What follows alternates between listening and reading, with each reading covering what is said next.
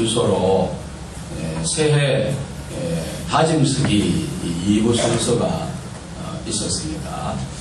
저는 연초에 새해 다짐쓰기니까 우리 학생들이 적어도 한 대여섯 줄 정도는 긴 글을 쓰지 않았을까. 당연히 그랬을 것이다.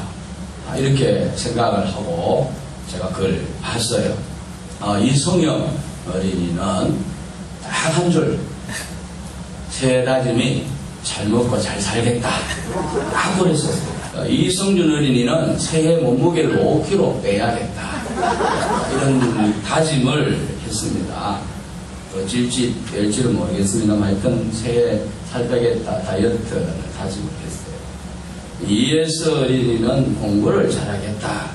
이런 다짐을 했고, 근데 이 좀 어린 애들은 그렇다 치고 이제 큰 애들 한 5, 6학년 정도 되면 좀 이게 긴 글을 써야 되는데, 이 5, 6학년에 해당되는 김다인이와 예린이도 튼튼하게 크기, 이렇게 A4 용지 전면에다가 크게 그림 그리듯이 튼튼하게 쓰기 요거 딱 한 장 딱 써놔.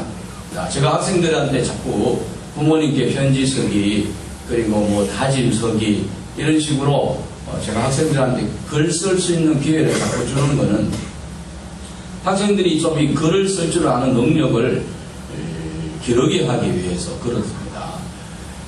어릴 때부터 이 글 쓰는 거 싫어하면 공부도 사실은 하기 힘들어져요. 이제 열심히 어릴 때부터 이 붙들고 글을 쓸 줄 아는 능력을 기르게 하기 위해서 제가 이렇게 이런 뭐 이부 순서 같은 거를 자꾸 가지는데 뭔가 좀 모자라는 것 같은 느낌이 듭니다. 요즘 학생들 전체의 생활 습관이 그래요. 머리로 생각해서 글을 창작해내는 습관이 되지 않았기 때문에 글 쓰는 것을 애들이 싫어합니다. 근데 사실은 초등학교쯤 되면, 초등학생쯤 되면, 5학년, 6학년 정도 되면은 적어도 200자 원고지 한 대여섯 장 정도는 글을 쓸 줄 알아야 돼요. 우리 어릴 때는 다 그렇게 썼어요. 학교에서 그렇게 배우고.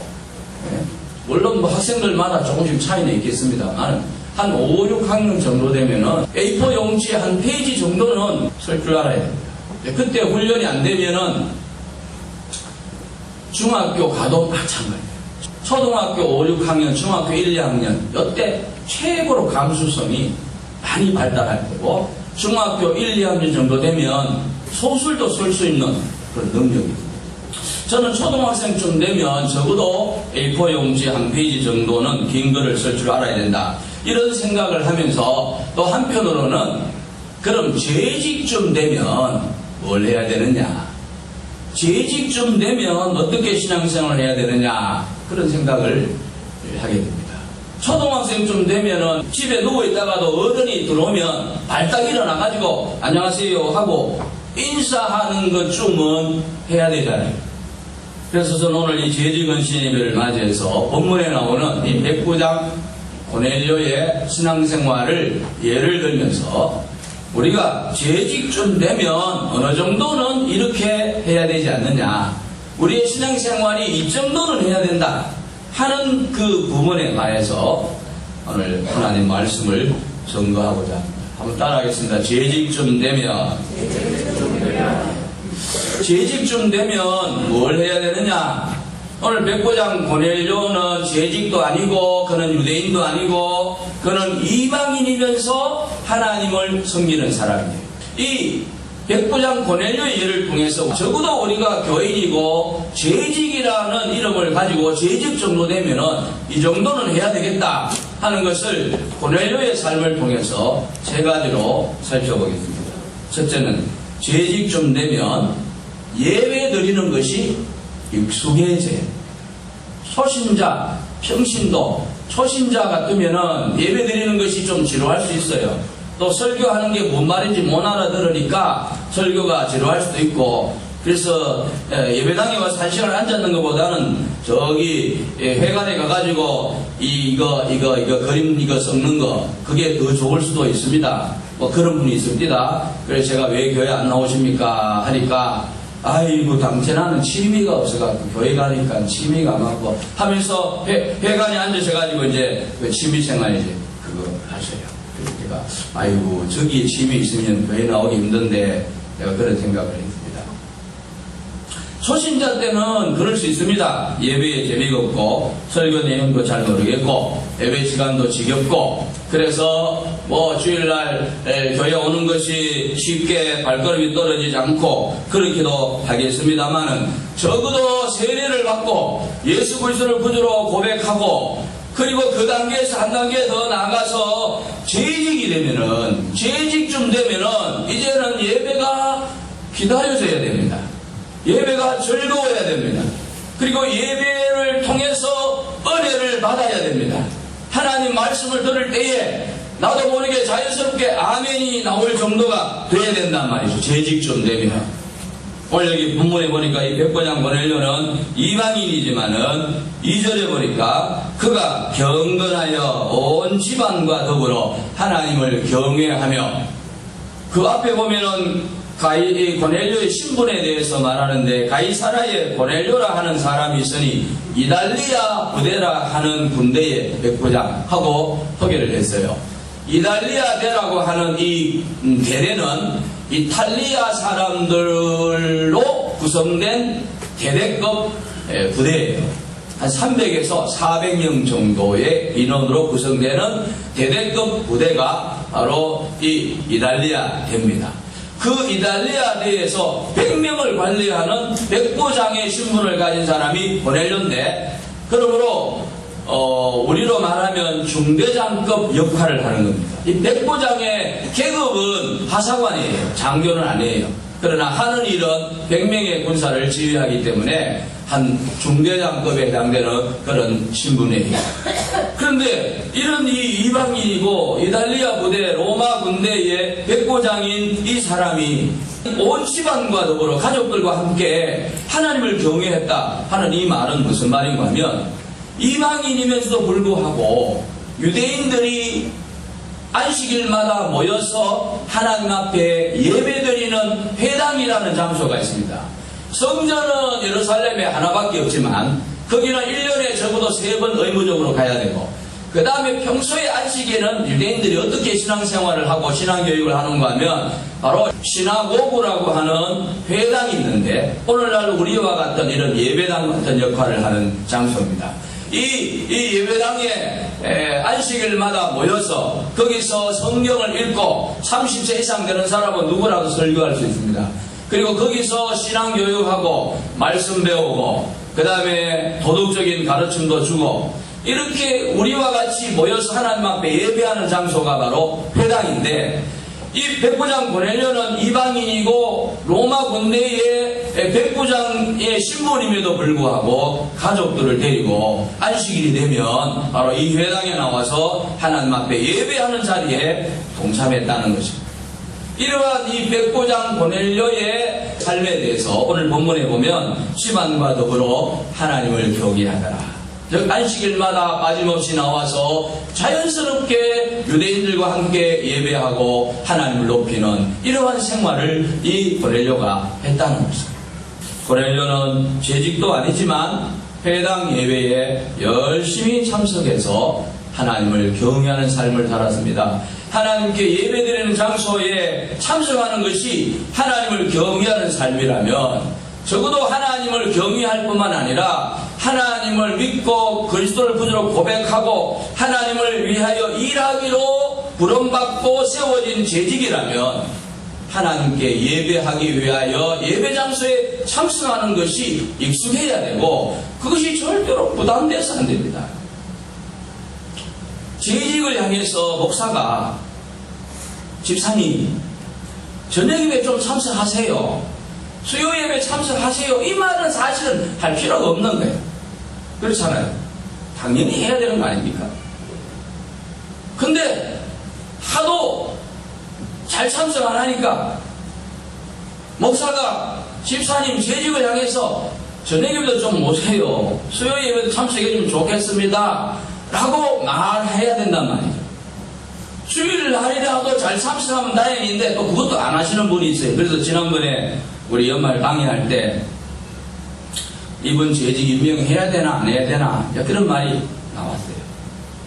주일 예배도 잘 참석 안 하니까 참 이 재직 사실 자격이 없어요. 재직 자격이 없죠. 예배라도 제대로 나와야 되는데 이 예배 나오는 게 당연한 의무고 교인의 뭐 재직 아니라도 뭐 예배 시간에 예배 드리는 게 그게 뭐 예배 드릴 때마다 은혜 받고 예배를 통해서 우리의 죄를 고백하고 하나님의 은혜 받고 기도하고 뭐 이게 자연스럽게 영적인 자양분을 얻는 시간인데 그런 시간이 하지 못해서 나와주는 거죠. 이러니까 아주 재직 자격이 없지요. 그렇지만은 또 이제 이제 떨어지게 되면 교회 자체가 안 나오면 또 곤란해요. 그래서 고민 끝에 임명은 하긴 했습니다만 참 그래요. 재직좀 되면 목사가 보고 예배 시간에 참석하세요 이 말을 안 하고 아이고 감사합니다 이래 돼야 되다. 제 말이 틀렸습니다. 맞죠? 맞습니다. 재직좀 되면 적어도 예배에 참석하는 것은 목사가 말하지 않고 알아서 자연스럽게 예배 시간에 나와서 예배 참석하고 그리고 기도하고 말씀을 기쁨으로 받고 하나님이 오늘 내게 주신 말씀 따라서 한 주간을 살아가고 뭐 이래 되는 것이 정상이다. 재직좀 되면 예배 드리는 것이 익숙해져야 된다. 오늘 고넬료를 통해서 우리에게 주시는 교훈입니다. 두 번째로 재직좀 되면 뭘 해야 되느냐? 이웃을 돌아보고 섬기거나 사랑을 베풀 줄도 알아야 됩니다. 이건 불신자도 하는 거잖아요. 불신자. 하나님을 모르는 불신자도 한단 말이에요. 그런데 정말 우리가 하나님의 자녀요 예수님을 구주로 믿는 사람으로서 주님의 그 사랑을 나가서 실천하고 베풀고 그리고 섬기는 일에 있어서 재직이라면 할 줄 알아요. 고넬료는 이 일을 참 잘했어요. 다른 로마인들은 막 유대인들을 압제하고 뺏고 토색하고 뭐 이런 일을 하는데 반대로 이 백부장 고넬료는 오히려 자기가 받은 그 하사관 월급이 뭐 얼마나 되겠습니까? 그 박공의 월급 가운데서 일부를 할애해서 유대인들을 도왔어요. 그래서 오늘 성경에 보니까 백성을 많이 구제하고 상당 부분의 지출을 감수하면서 그가 어려움에 빠져있는 유대인들을 물질로 도왔던 사실을 알 수 있습니다. 그러니까 주변 사람들의 존경을 받고 하나님께서도 그를 인정하셨어요. 그래서 오늘 보니까 환상을 봤는데 천사가 나타나서 이 고넬료에게 하시는 말씀이 너의 기도와 구제가 하나님 앞에 상달되었다 하고 하나님께서 천사를 보내서 환상을 통하여 고넬료에게 말씀해 주시고 베드로라고 하는 하나님의 종이 있는데 그 사람이 어디에 머물고 있으니까 종을 보내서 데려다가 하나님의 말씀을 들어라. 그리스도의 복음에 대해서 설교를 들어라. 구체적으로 이런 환상을 봤어요. 그가 이와 같이 이방인의 로마 군대 백부장의 신분을 가지고 있으면서도 회당 예배에 참석하여 여호와를 경외하고 그리고 박공을 쪼개서 어려움에 처해있는 유대인들을 구제하고 그리고 그들을 위로하고 이러한 삶을 살아가니까 하나님이 살펴보시고 하나님 앞에 그의 구제와 기도가 상달됐답니다. 여러분 우리가 주의 이름으로 행하는 선행과 주의 이름으로 베푸는 삶 주의 이름으로 섬기는 일들은 그냥 사가 없어지는 것이 아니라 하나님 앞에 상달되는 선한 행위들로 있습니다. 하나님께서 살펴보시고 하나님 앞에 보고가 올라간단 말입니다. 하나님께서 우리가 행하는 주의 이름으로 행하는 선한 일을 모르겠습니까? 우리가 하나님이 내게 주신 모든 것이 하나님의 것이기 때문에 주의 이름으로 내 이름을 내기 위해서가 아니라 주의 이름으로 하나님의 영광을 위해서 복음을 위해서 예수님의 영광을 위해서 우리가 내가 가진 것들을 나누고 베풀고 섬길 때 다 하나님 앞에 보고가 올라가. 이 백부장 고넬료는 자기도 넉넉지 아니하는 살림 얼마나 월급을 많이 받았는지 모르겠습니다만은 하스반 신분에 그렇게 넉넉하지 않았을 겁니다. 그런데도 그것을 귀한 일에 하나님의 백성들을 돕고 섬기고 구제하고 사랑을 베푸는 일에 그는 열심으로 노력을 했고, 이러한 것들이 모든 유대인들에게 감동을 주고, 예수님께서는 이렇게 말씀하셨습니다. 누가 너희에게 오리를 가고자 하면 기쁜 마음으로 십리를 동행하라. 그런 말씀하셨습니다. 즉 내가 할 수 있는 일이라면, 내가 베풀 수 있고 내가 섬길 수 있는 일이라면 하는 것이 좋다는 말씀이죠. 기꺼이 할 수 있도록 해라. 적어도 우리가 교회의 정직자고 교회의 재직이라면 우리가 나누는 일과 섬기는 일에 힘쓰는 것이 옳고, 그것이 다 주님 앞에 상달되는 것이고 하나님 기억하시고 축복하시고 은혜 주시는 일인 줄로 믿습니다. 오늘 여기 본문에 보면은 천사가 나타나서 그 사실을 확인했어요. 너의 구제와 너의 기도가 하나님 앞에 상달되었다. 그래서 내가 하나님의 명령을 받고 왔다. 뭘 해야 되느냐? 앞으로 저기 어디에 있는 베드로를 청에다가 말씀드려라. 그리고는 베드로를 청에서 말씀 듣는데 어떤 일이 일어납니까? 성령께서 그 자리에 모인 모든 사람들에게 강력하게 임재하시는 놀라운 능력이 난다. 가정 부흥회를 하는데 모든 그 자리에 참석했던 고넬료의 친구들까지 다 성령 충만한 은혜를 받는 역사가 일어났습니다.